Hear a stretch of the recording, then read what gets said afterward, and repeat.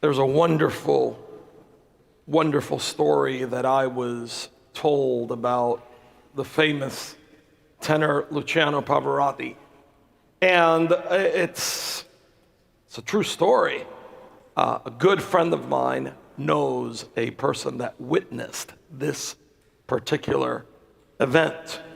You know, as you well know, Luciano Pavarotti, doesn't get more talented or more famous than that. Wherever he basically went to do a concert, everything was sold out immediately. And some years ago, he had a series, like a week, I forget, it was 3 or 4 consecutive concerts in New York at Carnegie Hall. They were sold out. The demand was so high that they decided to improvise an extra day. It was a matinee performance. And because this was something that was unscheduled, of course, there were no advance ticket sales or anything like that. So they decided to open up the opportunity to buy tickets like 3 hours before the performance. And sure enough, word got out, and it was, listen, there were people in line from very, very early. And that line went around the block and then some. And so they opened up the windows to sell tickets, as they said they would at that time. And about an hour before the performance, they could predict where that line was going to get cut off, because that was it. The theater was going to reach capacity. And, those poor people that had been there forever, right? Especially the ones around the corner, over the river and through the woods, they weren't going to get in.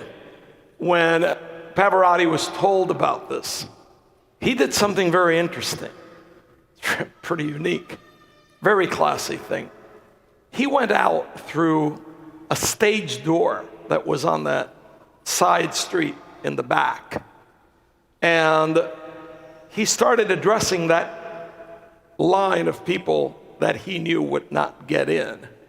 And they were shocked to see him. They said, "What's going on?"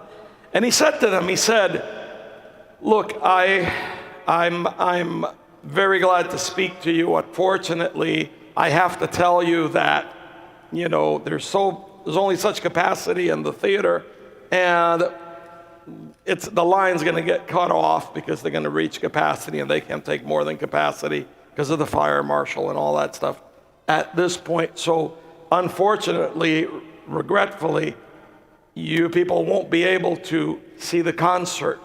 But I am so grateful to you for your support, for your fandom, for the sacrifice that you've made to stand here for hours today, that I'm not going to send you home empty." And then he started singing for them there on the sidewalk. And he sang for half an hour. Those people did not necessarily get what they were originally looking for, but they probably got something better. They took home with them a far more dynamic, creative, and memorable experience than the people that got into that theater did.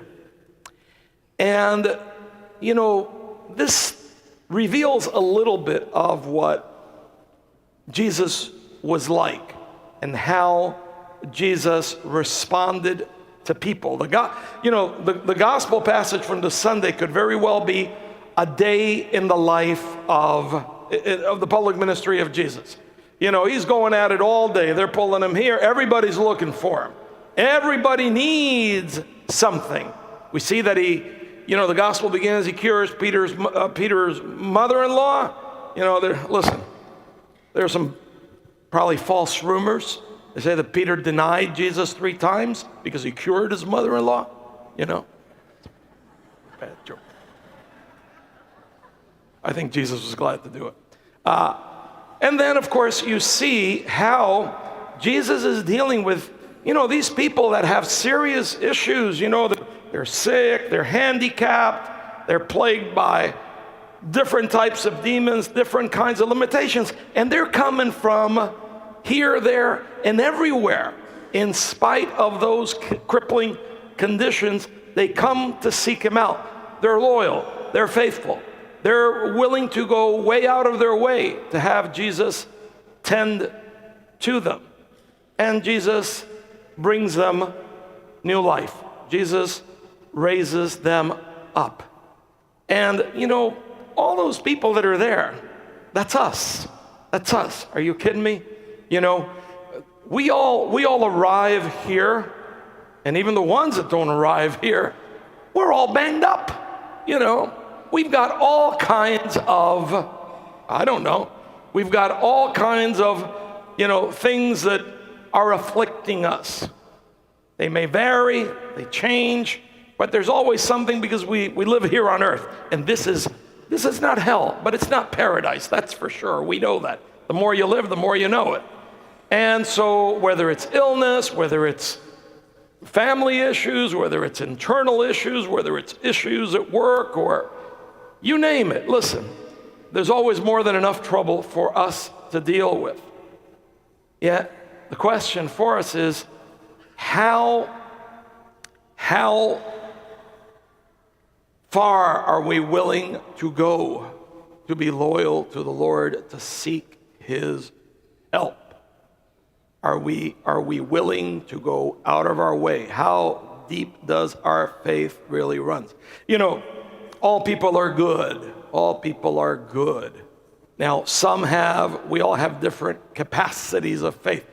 You've got those that are going through affliction, and they take they want Jesus to provide home delivery, a home delivery approach. They want Jesus, they'll turn to the Lord, but they want Jesus to respond within the confines of their comfort zone. They want to be met exactly where they're at, on their own time, under the circumstances they dictate. And then when the Lord does not respond like that, they very quickly, they abandon that line. They say, I'm out of here. I'm not wasting my time on this. You've got some that have a little more faith, and they take what I'd call express lane, or maybe a drive-through approach to seeking the Lord's help. They'll go out of their way, but they want quick service. And if the timing's not there, they'll bolt right out of that drive-through line and say, forget it. I'm done with this. And you see, a lot of times, Jesus wants to help those people. It's not that Jesus doesn't want to help them. They just don't have the patience, the trust, the fidelity that he will be there for them in whichever creative way he deems best. And then you've got those that are willing to rough it out, those that are willing to go out of their way and wait for the Lord to do his thing. You've got a great deal of you.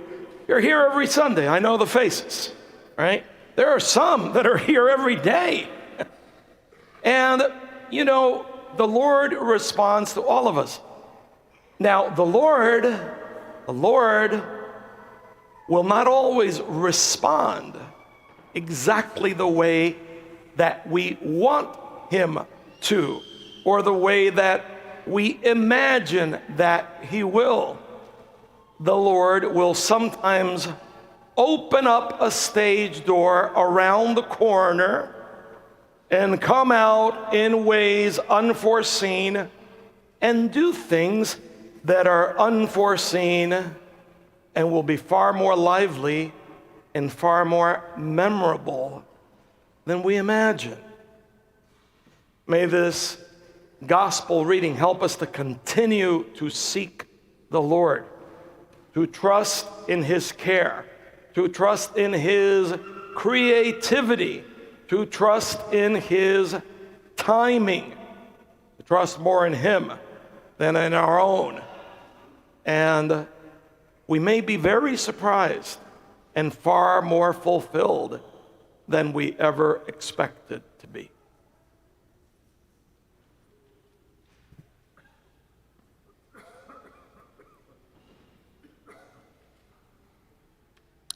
My dear friends, let us stand.